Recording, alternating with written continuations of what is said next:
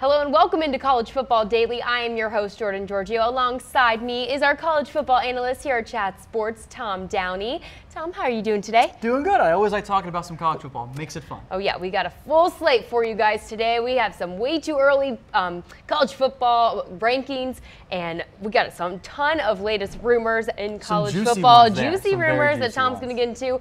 But we want to let you know that we are indeed presented by Autolist. Looking for a new or used car? Tired of browsing a million sites though? Go to Autolist.com to browse the largest source of inventory on the web, or go ahead and download their top-rated mobile app on Android or iPhone. Tom, I know you're in market for a new ride. You know, I've been in Dallas for a while now, and I kind of need a car because I can't get by anymore with just having a bunch of Ubers or friends driving me home after from the bar. And this makes my life so much easier. Like, it's all in one spot. I don't have to go to 8 different websites just to find 3 of the same cars. It's all in one spot. It makes my life easier, and that's what I need when I'm looking for a car. Autolist is the way to go. But without further ado, let's go ahead and get into our preseason top 25 college football rankings. Let's take it to number 25. We've got the South Carolina Gamecocks, Tom.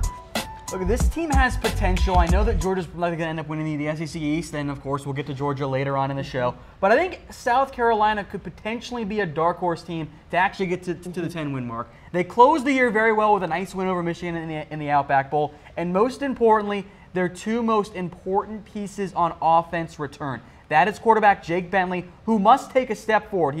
He wasn't as good as I know he can be. He had 62% completion percentage, 18 TDs, but 12 interceptions as well. He can be a better player than what we saw last year. They also bring back wide receiver Deebo Samuel, who was hurt last year, and the South Carolina offense really missed him. Back in 2016 when he was healthy, 59 receptions, almost 800 yards and a TD, also had 6 rushing TDs. He kind of was the offense when they got near the red zone. I think South Carolina is going to get overlooked by a lot of fans because they play in the SEC East and they're not Florida, at least with the old Florida. They're not Alabama. They're not Georgia. Don't sleep on the Gamecocks, though. I like this team, and Will Muschamp actually has a quarterback, and that's a big deal for the Gamecocks. I think they're going to be in good shape to get to the 9-win, the 10-win mark. They got 9 last year. I think they can get to 10 this year. But where we sit right now with South Carolina, even though they lose a key guy like Hayden Hurst, they're heading in the right direction. Right. So South Carolina comes in at number 25. Let's take it now to number 24, Tom. We've got the Texas Longhorns. This quarterback battle would be the main talking point right here. Shane Buechele and Sam Ehlinger. That has to be figured out ASAP for the Longhorns. We saw them both play last year, and both were young quarterbacks. They showed some flashes, they had some injuries, and they showed some inconsistencies as well. I kind of get the feeling that Tom Herman wants Ehlinger to be the guy at quarterback. It didn't always end up being the case, and at times Ehlinger, I think back to that Oklahoma State game, where he just kind of threw up a ball for no reason, cost them a chance to at least go to more overtimes or even win the game outright. You got Shane Buechele back as well. The defense loses a lot. Malik Jefferson, he's gone. Deshaun Elliott is gone. Holton Hill is also among the players gone. The defense does bring back some good guys. They get back Chris Boyd, Gary Johnson, Brandon Jones, Anthony Wheeler. It's a good, solid defense. I love Todd Orlando, the defensive coordinator. He's going to be a head coach in the very, very near future. But the one thing Texas has to do better is they got to win more close games.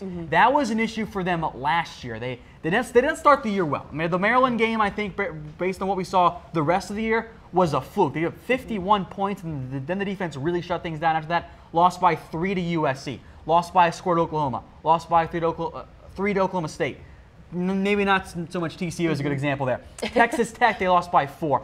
So Texas has the chance to get back. I just don't think it quite comes this year. And, of course, the measuring stick for Texas is always against Oklahoma. And as of late, I think that they've done a pretty solid job in terms of playing up against the Sooners and doing a good job of competing in those games. They don't always win those games, but more often than not, they are in contention for playing in those games. And in terms of key returners, you get back a guy like Colin Johnson. You get back Brandon Johnson.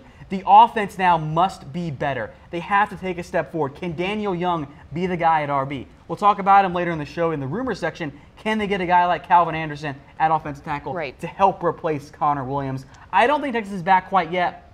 but they're getting there, and it starts with having a great recruiting class. That's exactly what I was going to mention. We can't overlook that top 3 recruiting class, so it'll be interesting to see in the coming seasons how they will do. But the Longhorns sit there at number 24 in our preseason top 25 rankings. Moving on, at number 23, Tom, we've got Mississippi State under new offensive coordinator Joe Moorhead. He did a great job keeping these Bulldogs their recruiting class. Well, new head coach. He comes over as the OC from Penn State, and I am excited to see how Moorhead fares. He comes up from more of the Northeast area. Now he's coming back down south. A lot of good receivers coming in this new class.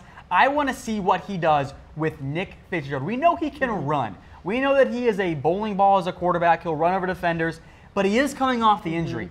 And now he has to take the next step forward. How does he fare as a passer? We saw Trace McSorley improve under Joe Moorhead. Can Nick Fitzgerald take a similar leap forward? I think the Mississippi State front 7 will be good. They got a really good defensive line. Jeffrey Simmons, Montez Sweat, they're both back. This should be a Mississippi State team that I think can again get to that 9-8, maybe the 10-win mark. The issue is a bit of a tough schedule. They go at Kansas State in the non-conference, on the road against LSU, Obama, and of course they got to play Ole Miss, and that's never an easy game in the rivalry fashion. Right, but the D-line will be among the best in the SEC this coming year with 4 defensive tackles and junior Jeffrey Simmons returning. And that's a big deal because it's the SEC. There are a lot of good defensive players on there. That speaks to how well Mississippi State has recruited in that area. So Mississippi State coming in at number 23. We'll take it now to number 22. We've got the Oregon Ducks and new head coach Mario Cristobal. I am curious to see how Oregon fares. And I pushed very hard for Oregon to maybe even be a little bit higher on this list because I think they've got sleeper potential. Yeah, I know they only won the 7 games last year, whatever, not a huge deal. Justin Herbert got hurt mid-year. Had he stayed healthy the entire time, I think that they could have won a couple of extra games. They have Troy Dye as part of a really good linebacker class. Yes, they lose Royce Freeman. But next year, the offense is going to be built around Justin Herbert. And I think Justin Herbert can be more than just an average Pac-12 quarterback. I think he has the upside, if he comes back healthy from that broken collarbone, to be a potential Heisman Trophy dark horse. I think he's that level of quarterback, and I think once we wrap up the next NFL draft, you'll hear Herbert mentioned as, hey, this is a guy that could go in the first round. The recruiting class was pretty good, but it all starts with Herbert. If he's healthy and he's on the field and he plays like I think he can, I think Oregon can make an actual run at the Pac-12. Right. All right, so the Oregon Ducks come in at number 22. Taking it now to number 21, we've got the Florida State Seminoles under new head coach Willie Taggart. Tom, Derwin James is gone. Auden Tate, Ryan Izzo, Josh Sweat, all gone. But DeAndre Francois will be back, although he will have to beat out James Blackman. And you think he will? I don't even think it's that much of a competition. I think Francois is going to get the job, and I think he's going to do a fine job at quarterback. I think he's a better player than Blackman, who still needs a year to sit and actually become the size of a quarterback. He was so skinny, he couldn't withstand the punishment that the FSU quarterbacks tend to take as of late. The one thing I really, really want to see for Florida State is I want to see Cam Akers get even more work. I know they have Jaquez Patrick. He is a very fine running back. I want to see Cam Akers become the lead back. He can put up Dalvin Cook type numbers if you give him the ball frequently enough. I think he has the ability to do that. I want to see Cam Akers become the guy for FSU at running back and kind of lean on him. I think they have that ability there. But last year's FSU team, and Jordan, I know you know this because you need to go to school there, that was not the year they wanted. They started the year bad against Alabama. DeAndre Francois went down. Blackman was not ready early in the year. They lost against NC State. They lost to Miami. They lost against Louisville. An embarrassing loss against Boston College as well. And then Clemson here, that was kind of more expected. And now you have a very different look at Florida State. They have been the model of consistency when it comes to coaching. It was Bobby Bowden and Jimbo Fisher. Those were the 2 guys they had. Now they sit at number 21 on our rankings. Can Willie Taggart become that next consistency guy? It is national title and ACC contention every year. That is the baseline for FSU.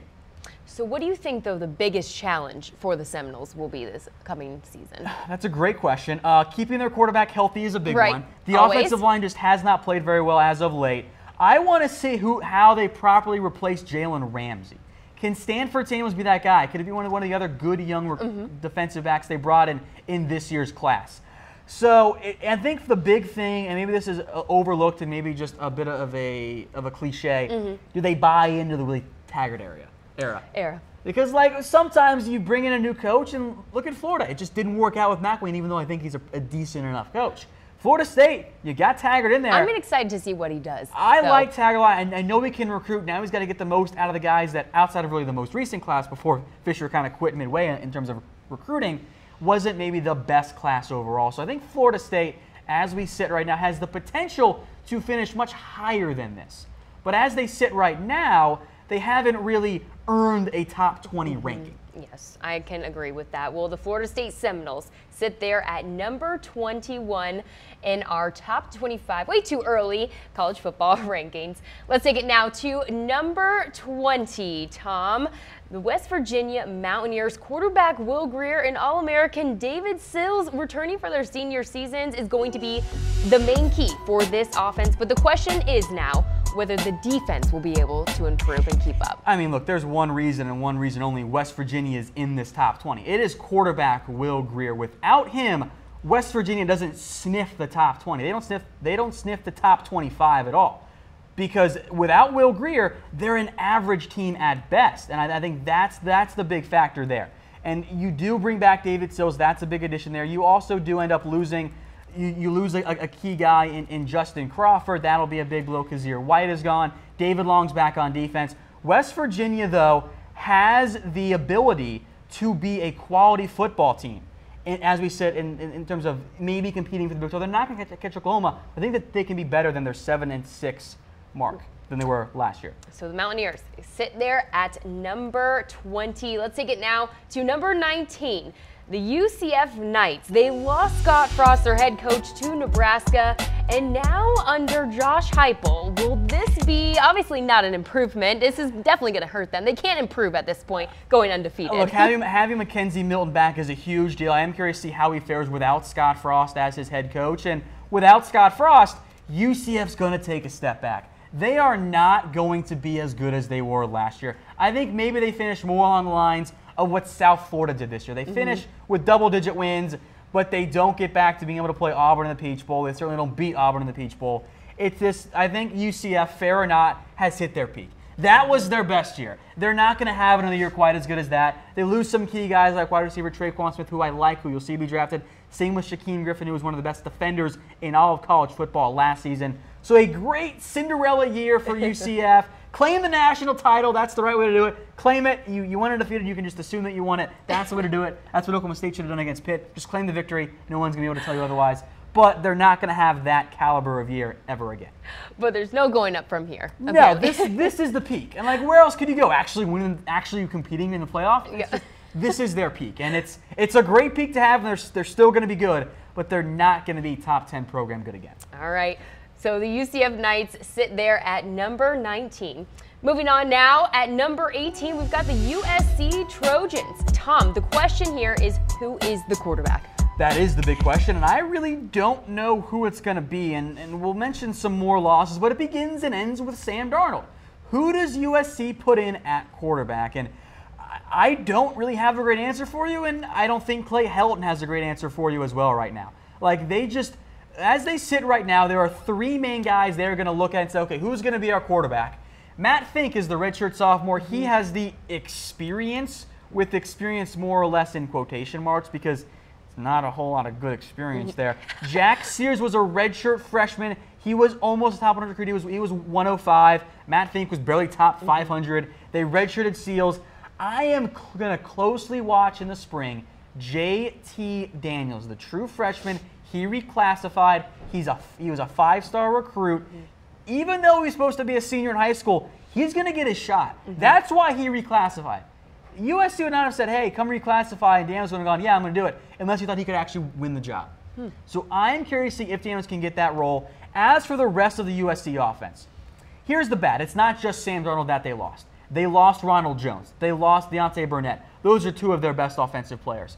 The better news for offense is that they've got guys like Stephen Carr. They've got guys like Tyler Vaughn. Those are dynamic weapons who will play big roles right away for USC, and we saw them play key roles last year. but the offensive line is not any good.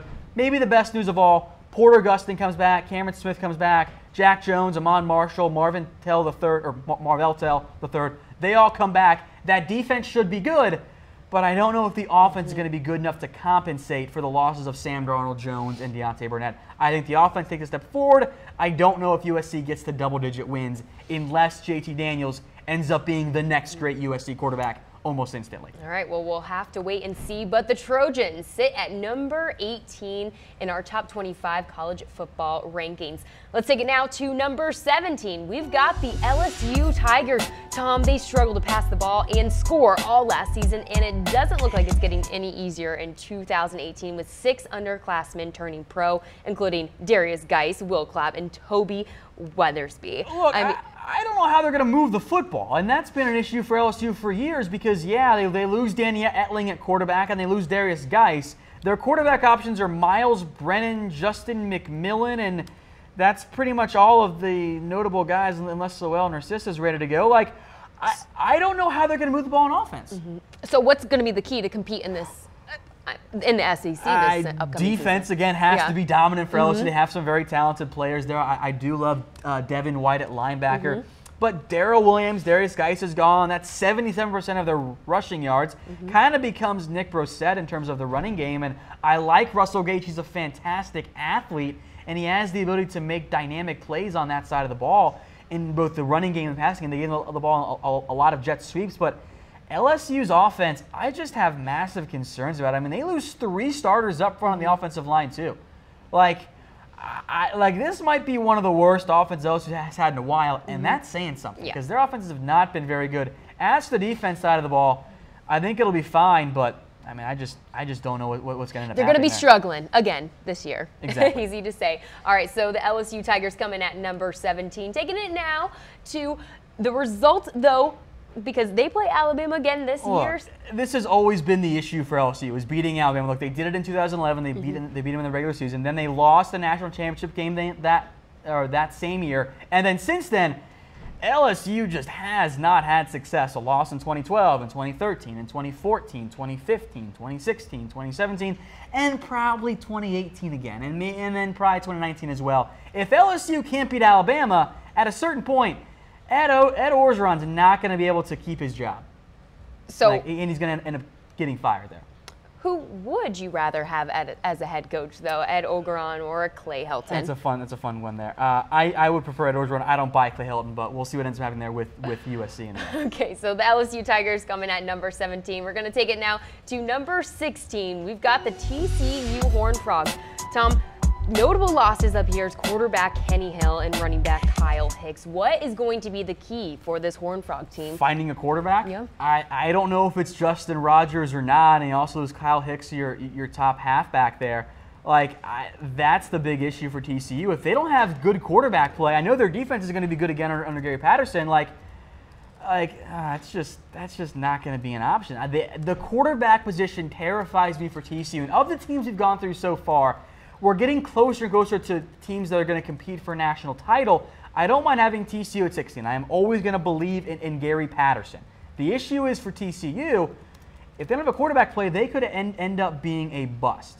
Like, that's why I'm most concerned about TCU is I know that they have the upside to be a quality team, but if they don't get quarterback play, they're not going to have a team that is resembling of an 11-3 team like they were last year. It might end up being an 8 or 9 team. And they have also a tough schedule coming up. They have a non-conference game against Miami and Arlington, Texas, along with road games at Auburn, Florida, and Texas A&M this upcoming season. And I am concerned about TCU. I will always believe in the ability to have a quality team under Gary Patterson. He has earned my respect. I think he should have earned all of your guys' respect as well, everyone watching at home. But I do have some doubts about this Horned Frog team. Maybe they take a slight step back. All right, well, TCU comes in at number 16. Let's go ahead and recap, though, Tom. The rankings that we have so far. Coming in at number 25 is South Carolina, followed by Texas, Mississippi State, Oregon, Florida State at number 21. Into the top 20 is West Virginia, followed by UCF, USC, LSU, and TCU. All right, folks, if you're looking for a new or used car, you got to use Autolist. Are you tired of browsing a million sites? Go to Autolist.com to browse the largest source of inventory on the web, or download their top-rated mobile app for iPhone or Android. All right, Tom, let's keep it rolling here with our preseason top 25 college football rankings. Taking it inside the top 20 at number 19, we've got 15, excuse me. We've got Virginia Tech, and Tom, Josh Jackson being back is a huge deal, along with Ricky Walker. I know that Virginia Tech doesn't necessarily have the name brand in terms of player or program like a LSU or USC. I think they're a much better team. And I love what I saw out of Josh Jackson last year. They do lose some big players, Cam Phillips, Tremaine Edmonds, Tim Settle declared early as well, but they are trending upward. This is back to the Virginia Tech of old, where they're always going to win 9 or 10 games. They're always going to compete for the ACC. I love what Justin Fuente has done in a very short period of time. I cannot wait to see how Josh Jackson does when he takes his next step forward in his second year as a starting quarterback. I think this Hokies team is very much under the radar right now. Very solid Hokies team there, sitting at number 15 in our rankings. Taking it now to number 14, we've got the Michigan Wolverines. And I think the biggest thing to note here is if Shea Patterson, quarterback transfer, if he will play, this Michigan Wolverines team will be higher than 14. Yeah, look, I think as we sit right now, you can't assume that Michigan has Shea Patterson back because we don't know if he's going to be eligible. If he is eligible, I think the top 10 hype really starts to get going for Michigan. The good news is that their defense is once again going to be really, really good.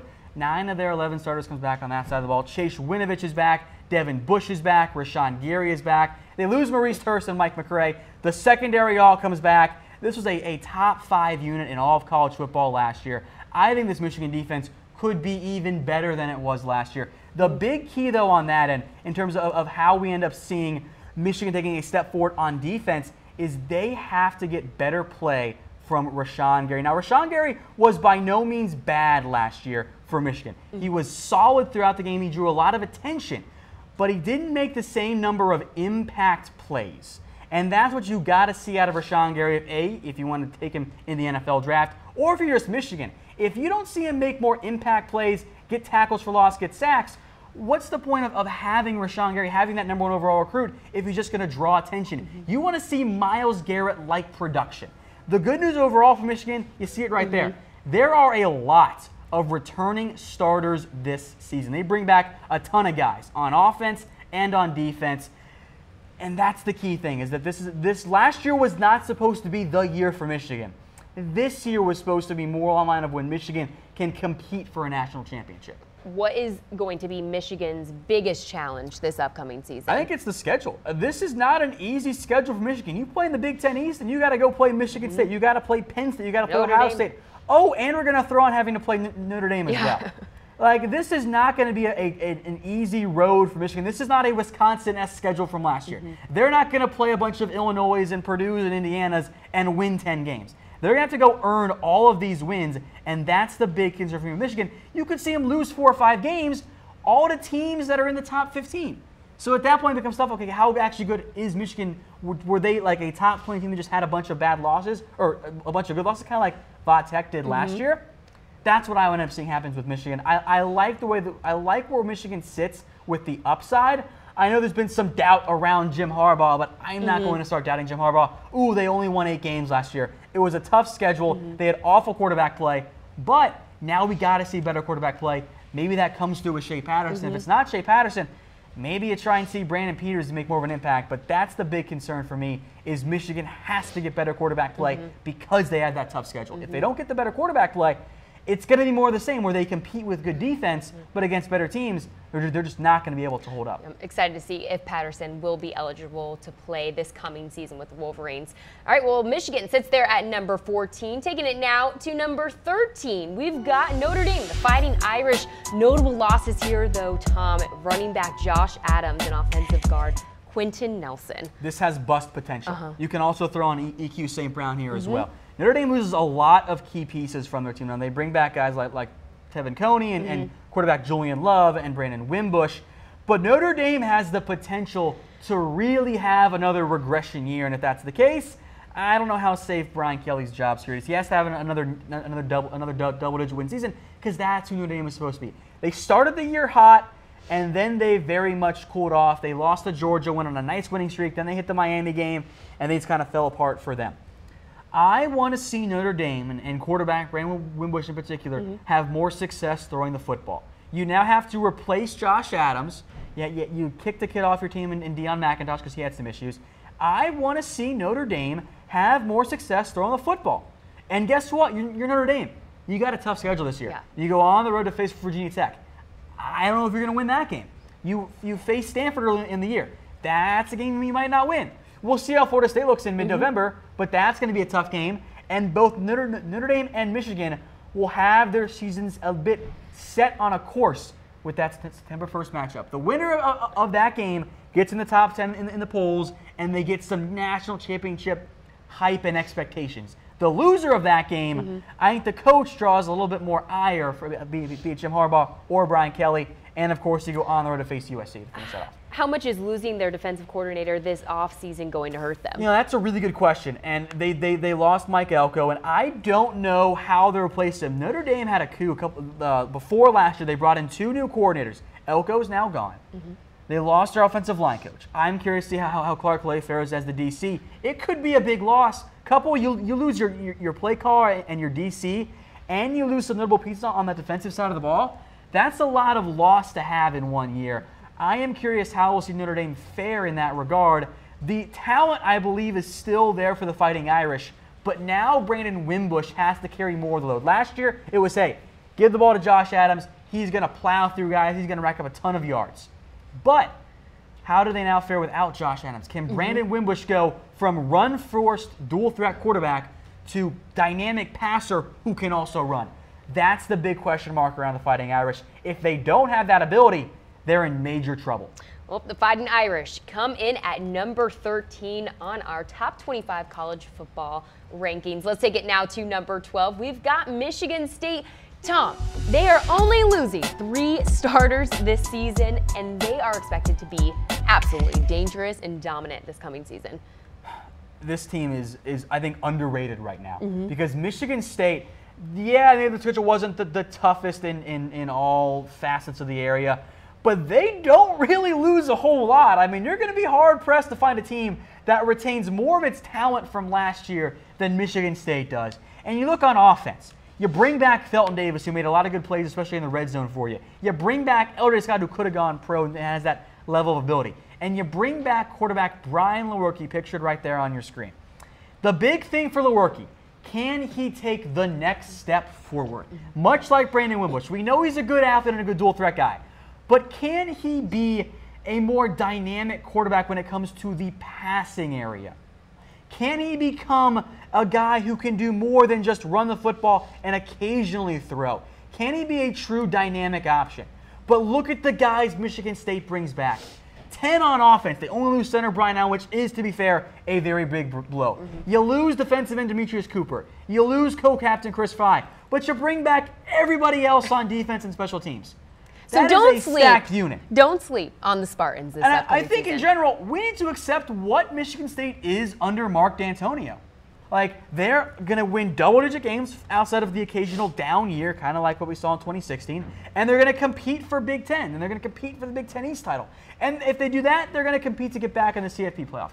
I love what we have with Michigan State. I think they are consistently an underrated program here when it comes to the Spartans. And I think that we'll get back here with some of those graphics here, but Michigan State here in general is a big program overall when it comes to what we've seen with the Michigan State Spartans. Yeah. I want to remind you that today's show is brought to you by AutoList. If you need a car, you got to use AutoList. Jordan, I love AutoList because driving a car is fun, especially the way I drive. And shopping should be too. Exactly. Car shopping should be fun too. So go to AutoList.com, download their top-rated app for iPhone or Android, and that is the best way to shop for a car. You'll save time, and that's what we all want, right? Most definitely. AutoList is the way to go. All right, Tom, let's keep it rolling here on our top 25 college football rankings. Taking it to number 11 now. We've got the Penn State Nittany Lions. Trace McSorley, quarterback, returns as a starter for his 3rd year, but what he needs to do is excel without Saquon Barkley. They lost him to the draft to be able to compete in the Big Ten this upcoming season. It's not just Barkley, and that's the big concern with me for Penn State. It's also without Deshaun Hamilton, without Mike Gesicki, without OC Joe Moorhead. It is no longer Penn State having Trace McSorley, hey, occasionally here, go make a play for me. Hey, occasionally, make a good throw and be the not focal point of the offense. In 2018, Trace McSorley is the focal point of the Penn State offense. He now has to make the plays. We saw him do it against Iowa late in the game to win that. But now he has to do it without his three best offensive players. Now he's got to do it with other guys too. These are some talented kids. They've recruited pretty well. I'm excited to see what some of these halfbacks can do. And I'm excited to see if Justin Schroeder can make an immediate impact as well. But if you're Penn State, you got to get more out of McSorley. He's been very good for you, but now he's got to be the guy. Right. And that's a big leap to take for any quarterback. Especially since their season gets a little bit tougher in 2018. Games against Iowa, at Michigan this upcoming season, Michigan State, Wisconsin, and Ohio State. Welcome to the Big Ten East, when you're going to play a lot of good teams. Now, thankfully, it's not on the road against Iowa this year, which is always a depth trap if you're a top 10, top 15 program. But it's a tough road for Penn State. I mean, they can play really good football and be a top 25 team and still lose 4 or 5 games. And that's the downside of playing in the Big Ten East. Will Penn State be a top 10 team, though, Tom, without Saquon Barkley? I don't want to bash on Penn State because we have them at 11, so they're in the mix there. I feel it coming. But I don't think that they have the ability. I think other Big Ten teams are going to beat up on them, namely Wisconsin and Penn State and or Ohio State, maybe even Michigan State as well. I don't think Penn State finished the year as a top 10 team, but I do think they finished just outside of it. Okay. So I think they're right on that bubble of being top 10. In the end, they end up finishing just short. All right, well, make sure you're getting your reactions in at home. Will Penn State be a top 10 team without Saquon Barkley? Get your reactions in. Give me a heart for yes or a like for no. Before we get into the top 10, let's go ahead and recap what we have so far, Tom. At number 25, we've got South Carolina, followed by Texas, Mississippi State, Oregon, and Florida State. Into the top 20, we've got West Virginia, followed by UCF, USC, LSU, TCU at number 16. At number 15, we've got Virginia Tech, Michigan, Notre Dame, Michigan State at number 12, and Penn State coming in at number 11. All right, folks, I want to remind you that today's show is brought to you by Autolist. Driving a car is fun, and shopping for one should be as well. Go to Autolist.com or download their highly rated iPhone and Android apps today, Autolist.com. It's the only way to shop for a car. Let's take it now into the top 10. At number 10, we've got the Washington Huskies. Quarterback Jake Browning returns, and this is going to be huge. Some, though, say that he underperformed last year. He did. He absolutely underperformed, and Jake Browning needs to take a step forward. He wasn't as good as he was the first year as a starter. He was by no means bad, but he wasn't the Jake Browning next step forward I think the Huskies and the Pac-12 thought they were going to be. Washington in general had a lot of injuries, and that's why they only won 10 games after making it to the college football playoff. But I like Washington right now, a team that some don't have in their preseason top 10, as a team that can be a bit of a sleeper. They brought back Myles Gaskin. Trey Adams is healthy at offensive tackle. Taylor Rapp is healthy as well. Yeah, they lose Auden Tate. Yeah, they lose Vita Vea. Greg Gaines came back, though. This is a Huskies team under Chris Peterson that I think has the ability to be a team that gets back to the college football playoff. I don't think the Pac-12 is that good. We know Washington has a relatively, and I do emphasize the relatively, easy schedule. I'm leaving out a C word, by the way. Tell us how you really feel. Because I know Huskies fans don't like it when teams use that, or analysts use that C word to describe their schedule. But I think the Huskies have the ability to make a college football playoff run, and I think they will this year. All right, well, the Huskies come in at number 10. Taking it now to number 9, we've got Stanford. Tom, Bryce Love is back. Huge deal, and this is going to be the focal point of this offense. But we want to see him pass in the passing game more. That was the big knock on me for Bryce Love, and this is why I think he can benefit his draft stock by going back. Because, yeah, he finished second in the Heisman Trophy race. But Bryce Love can now get more involved in the passing game. Now, we know teams are going to try and stop him, but we've known that for quite some time. KJ Costello also has to be a bigger factor when it comes to the Stanford offense. The downside for Costello, Jordan. Will he be back? Well, he's not going to be there for the spring. Okay. He needs hip surgery. He's going to miss time, or he has hip issue. He's going to miss time because of that hip. Also, Keller Chris is going to transfer. Davis Mills is rehabbing himself. There are no scholarship quarterbacks ready for spring. Now, Costello is supposed to be back for fall and for the actual season, but it is an area of concern. I have complete faith in David Shaw as a coach. I absolutely love him. There's a reason he's always connected to NFL head coaching jobs and never takes them. The offense should be really good next year. I'm actually a little bit concerned about that defense. Quentin Meeks is gone. Justin Reed, those guys both went pro. Harrison Phillips. Lost him as well. I like TCU. I'm not going to doubt them. I think top 10 is worthy because they bring back Bryce Love, but they got to start the year hot because they do have to go play Notre Dame relatively early in the year as well. All right, well, Stanford comes in at number 9 on our top 25 college football rankings. Let's take it now to number 8. Tom, we've got the Auburn Tigers. Good news is that quarterback Jarrett Stidham is returning along with most of his top wideouts this season. You know, the bad news is that Kerryon Johnson and Cameron Petway are gone. Yeah, so the running back, which Auburn is... You win some, you lose some. And that's the nature of college football. Auburn likes to use their offense through their running backs. And every now and then they have exception with a guy like Cam Newton, but they want to run the football with those halfbacks. So with Auburn, how do they properly replace Kerryon Johnson and Cameron Petway? For starters, Jarrett Stidham has to take on more of the burden. And now, there were times last year when Auburn got in the red zone and it was, all right, hand it off to Kerryon Johnson or Petway. Now when they get in the red zone, it's like, all right, Stidham, you got to make the plays. And that is what I have to see Auburn do. There's a lot of hype around Stidham, even some Heisman hype, but I am still burned by Jeremy Johnson. I want to see Stidham do more as a passer. I know he has the ability to. We've seen it in flashes. I got to see Stidham step up, and especially he has to step up in tougher games. You look at the games Auburn lost. He did not play well. Yeah. Well, let's look about the games that they have in the 2018 season. Opener against Washington and in Atlanta, and also SEC road games at Georgia and Alabama. Look, that's the nature of playing in the SEC, and I think having home games against LSU makes it easier for Auburn. In the end, Auburn will go as far as Jarrett Stidham takes them. If they don't end up doing that, and if he struggles in the big games against guys like Alabama, against Georgia, or against Washington to start the year, then they're going to have issues. And that's where Auburn will still need help from their ground game. And I think one guy in particular is going to be counted on to take on a bigger load, and that is Cam Martin, who had some work as the number 3 back, but now he becomes the focal point of that offense, or at least in terms of outside of having Jarrett Stidham on there as well. Fair enough. All right, well, the Auburn Tigers come in at number 8. Let's take it now to number 7. We've got the Miami Hurricanes, Tom, under year 3 of head coach Mark Richt. They went 10-3 in 2017. They started off hot, they got some momentum and then fizzled out. Another one of those teams by the end of the season. Will they be able to find that consistency, though, without running back Mark Walton and defensive end Chad Thomas? You mentioned Mark Walton. Now, he was hurt down the stretch, but it was a direct impact in terms of the way the Hurricanes played when they didn't have Mark Walton. Now, Travis Homer was fine, but you're going to see Mark Walton go, I think, earlier than most expect in the NFL draft. I like him a lot. Miami, and I think this kind of comes back to Auburn and some other teams we're going to discuss and have discussed, quarterback play matters in college football. It is the most important thing. I mean, outside of maybe recruiting, but I think that's tied in the quarterback play. Can Malik Rozier take the next step forward? Can he become the quarterback Miami needs him to be? Or could it even potentially be somebody else?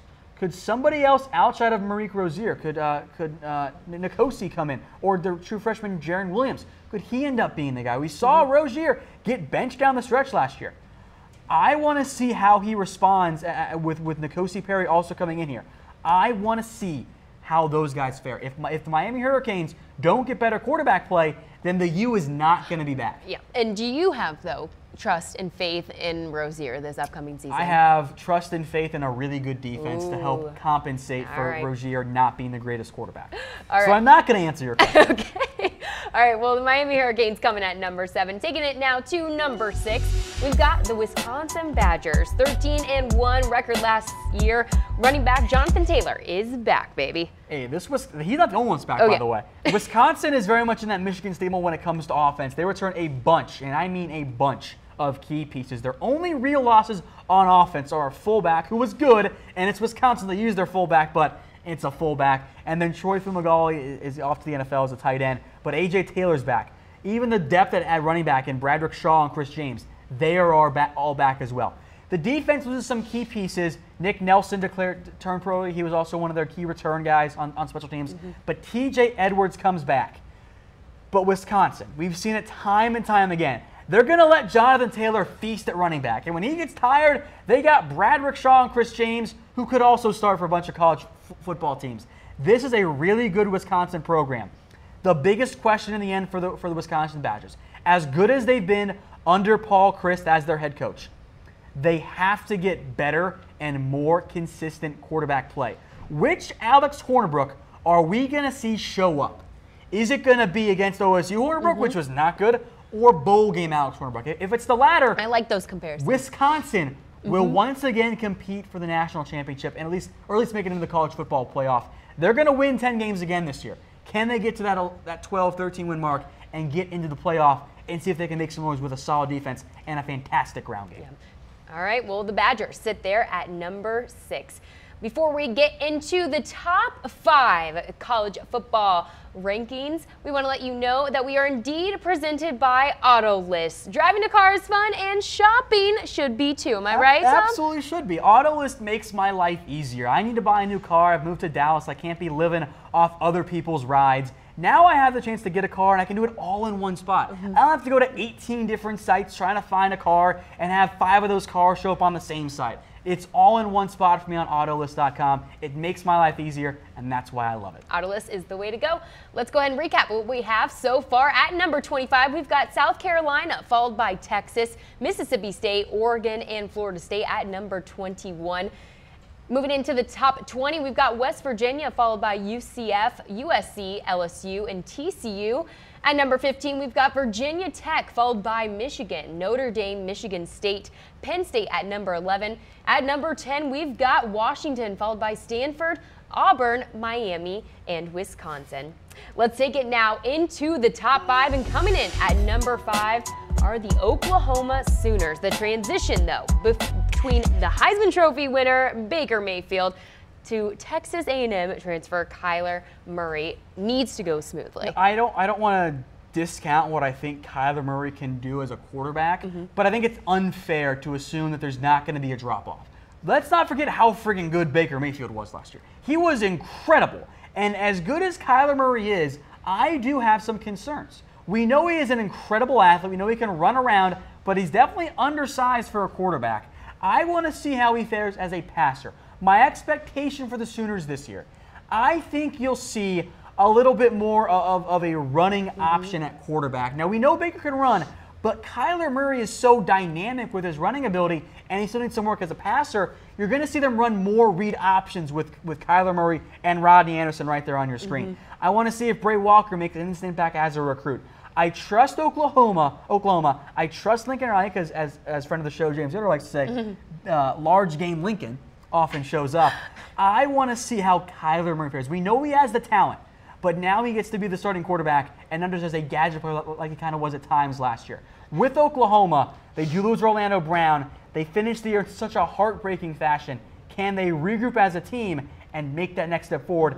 I think they're going to win the Big 12. Is that enough to get them in the college football playoff, though? The Sooners will be seeking their 4th consecutive Big 12 championship in 2018 and sit at number 5.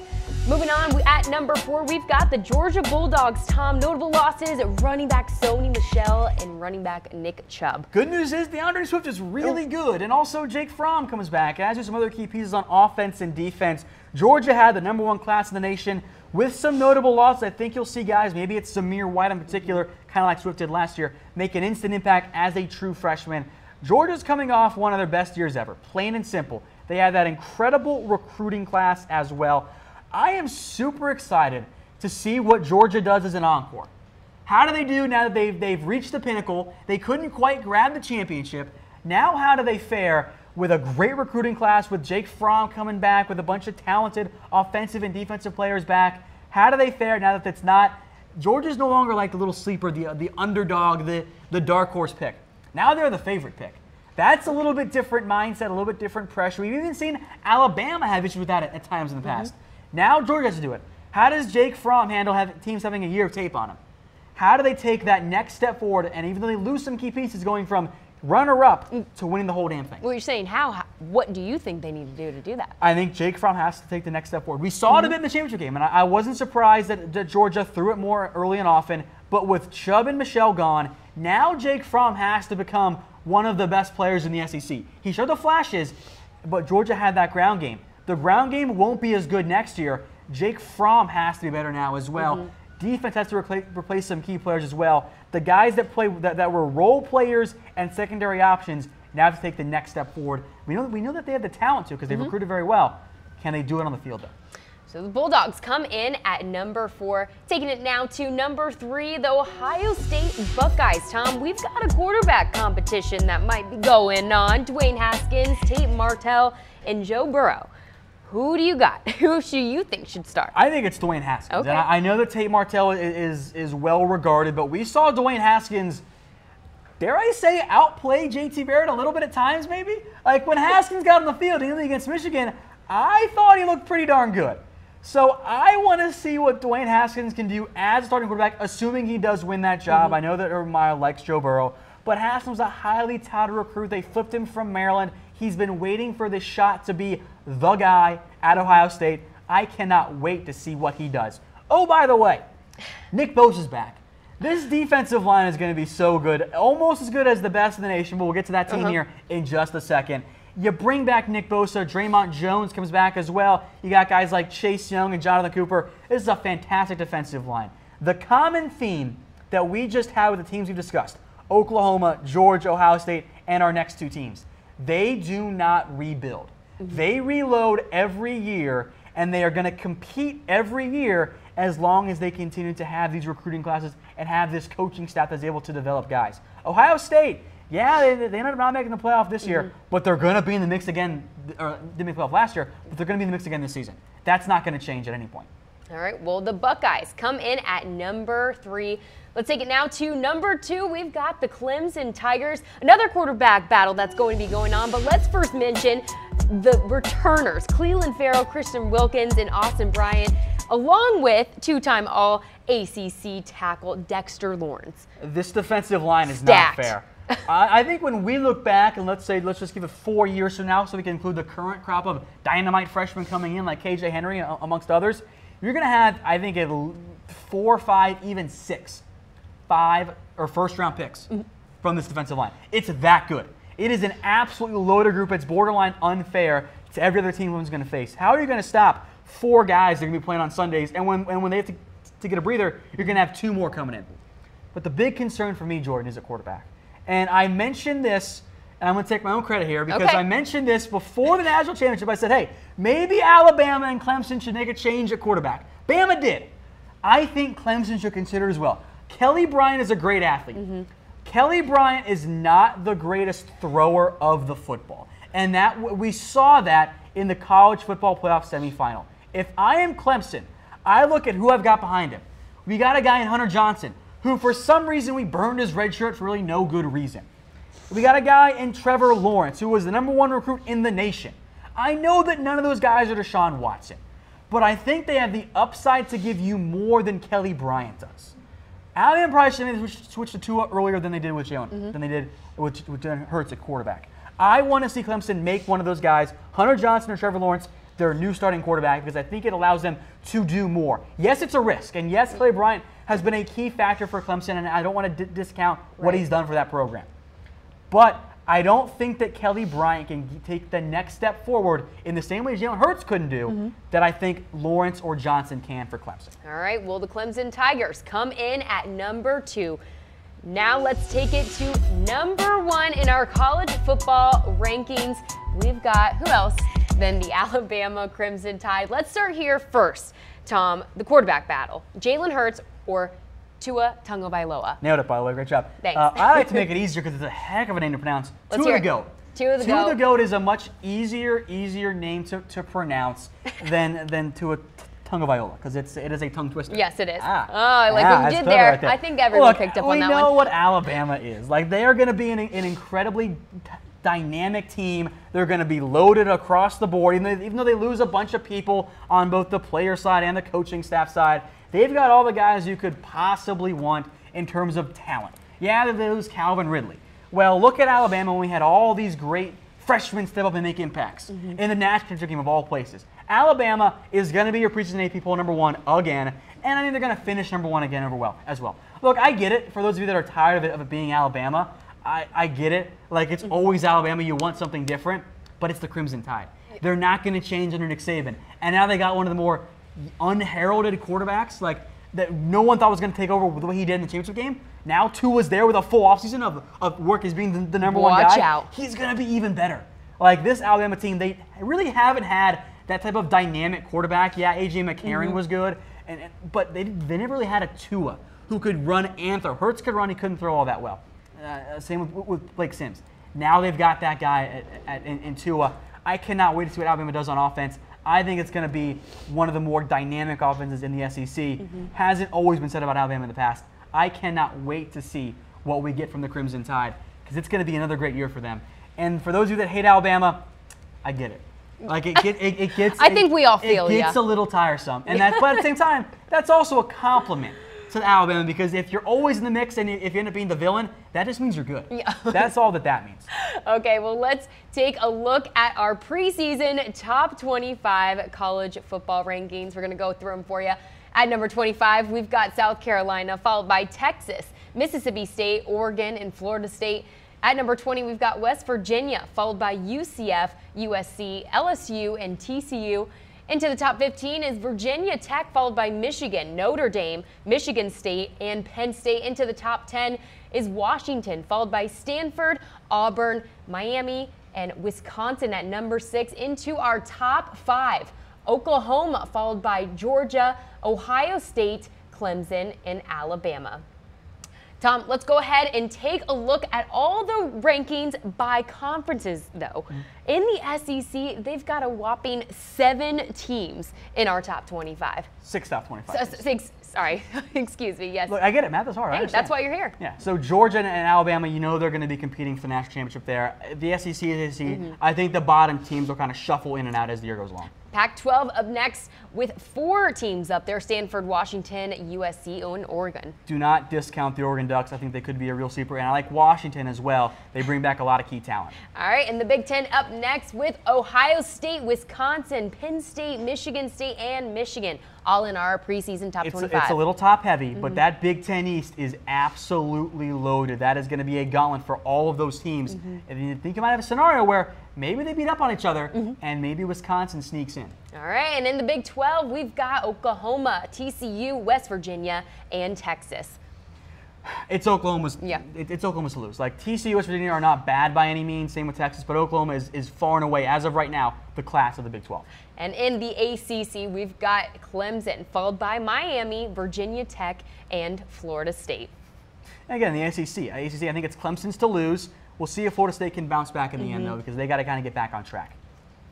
You are watching College Football Daily. I'm your host, Giorgio, alongside college football analyst here at Chat Sports, Tom Downey. College Football Daily is presented by Autolist. Looking for a new car or tired of browsing a million sites? Go to Autolist.com and browse the largest source of inventory on the web, or go ahead and download their top-rated mobile app on Android or iPhone. Tom, I know you're in the market for a new car. Yeah, and I don't really want to have to go to 10 different sites to find one car. Well, I got your solution. Yeah, Autolist is the way to go. They make my life easier. That's why I love them, Autolist.com.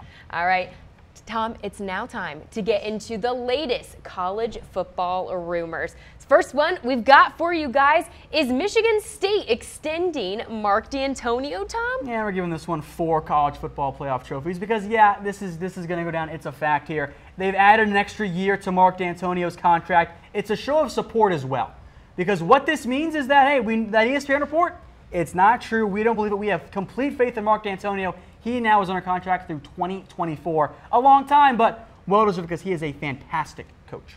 All right, Tom, let's go ahead and bring up our rumor explainer. Go ahead and take this away and break down what our rumor logos mean. 0 CFP logos. It's fake news. Do not believe what the rumor we're discussing. 1 CFP logo is, look, we're saying there's a chance it could come true. 2 logos means the people are talking. It's firmly in that rumor category. 3 means that it's pretty likely. And 4 means that UCF is a national championship. It's a fact. They claimed it. They're the national champions. Although I think signed by the governor and everything. This might be the last time we use that one. I think we're going to have to change it up now as we move towards the next season. Most definitely. All right, moving on to our next rumor. Number 2, Rice. Transfer close to decision? Yeah, this is Calvin Anderson, the offensive tackle. He has wrapped up his last visit with Oklahoma. He is now down to 4 teams, and this does seem very likely that he is close to a decision. Now, it might not come until March. That's only why it's 3 and not 4. But his final 4 options, Oklahoma, Texas, Michigan, and Auburn. If I were a gambling man, and I am, I'm going to put some money on Texas. I think that the Longhorns end up landing Anderson. I think Michigan comes in second in that race. You heard it here first. Taking it to our next rumor, Tom. Is Texas quarterback feuding with Tim Brewster? Yeah, this is a fun one, and this was a very fun one to kind of go through because this is frankly a bit of a mess because Tim Brewster, the A&M great recruiter, is currently on Twitter saying the SEC is better than the Big 12, and then Texas quarterback Sam Ehlinger fired back. He tagged 2 of the GOAT and said, "Don't let Brewster ride your coattails." And that's what I'm saying. Brewster came from the ACC. He's also coached at Texas. He's hyping up the SEC, doing his job as a recruiter. And yet, it is worth mentioning, Texas took 7 of the top 10 recruits this year in the state of Texas. Ooh. Bama got 1, A&M got 2. Now, we'll see if that changes now that A&M has a full year of recruiting, but Texas, I think, has a good point to be made here, even though Brewster is trying to hype up his conference and his team. There might be a little beef there then. I like it. I like it when A&M and the Longhorns feud because I want to see that rivalry come back in a real fashion. I think everyone does. All right, taking it to our next rumor. Is a Michigan commit headed to Stanford? This is very much the people are talking. Okay. And this is 4-star defensive end Stephen Herron. He has been committed to Michigan since July, and he remains committed. But Stanford has been pushing hard for Herron, and the 24/7 Sports crystal ball, one of the big shifts have now been towards Stanford. Maybe he ends up making the flip. He's number 67 overall, number 5 weak side defensive end, a 4-star recruit. If Stanford flips him, that's another example of a big name recruit getting pulled away from Michigan. Michigan lost their top guy, Otis Reese. He went to Georgia this year. If Michigan loses Herron, I think at a certain point you go, this isn't ideal for Jim Harbaugh. He lost another big guy. Michigan should make sure that the QB is a very talented end. Number 1 recruit in Kentucky as well. Always good to get the top kid in a state. Harbaugh. Even if it's like Idaho, always good to get the top kid in the state. Most definitely. All right, let's take it to our number 5th rumor. Is there an early top 3 for the number 1 offensive tackle? I think they absolutely are here in the end. We'll get to this one as well because this is a pretty likely here in this scenario. Devontae Dobbs is the nation's top offensive tackle recruit. He has mentioned in a recent article or an interview with 24/7 Sports that he's looking at OSU, Michigan State, and Georgia as the top options here. Dobbs is number 9 overall, number 1 from Michigan. Now, Michigan State seems to have the advantage right now, though OSU is pushing very hard. Michigan State's number 1 because you got some teammates are going to the Spartans. Notably not mentioned here, Michigan. Ooh. Not in that top 3 as we sit right now. Maybe that changes, but as of right now, Wolverines not in the mix. All right, and last rumor to get into, Tom, is there a new number 1 recruit in the nation? Yes, there is. Rivals.com has their new guy, running back / athlete, Kavaris Couch is the number 1 recruit for Rivals. He was number 2. He made the leap up to the top spot. He's got notable offers from schools like Clemson, South Carolina. He is from North Carolina. Michigan, Alabama, and you know he's smart because Stanford offered him. Oh, there you go. So keep an eye on Crouch. He could be the next great college football running back. We'll get to more 2019 recruiting as we go along here in the offseason. Crouch is a guy you'll hear quite a bit on this show. But there's a new number 1 in town, most definitely. That was College Football Daily presented by Autolus. Thank you so much for tuning in. Make sure to go ahead and follow us on Twitter and Instagram at WhatGoingDowney and myself at Jordan Giorgio. And while you're at it, make sure to go ahead and follow Chat Sports as well on Twitter, Facebook, and Instagram at Chat Sports. But until next time, we'll see ya.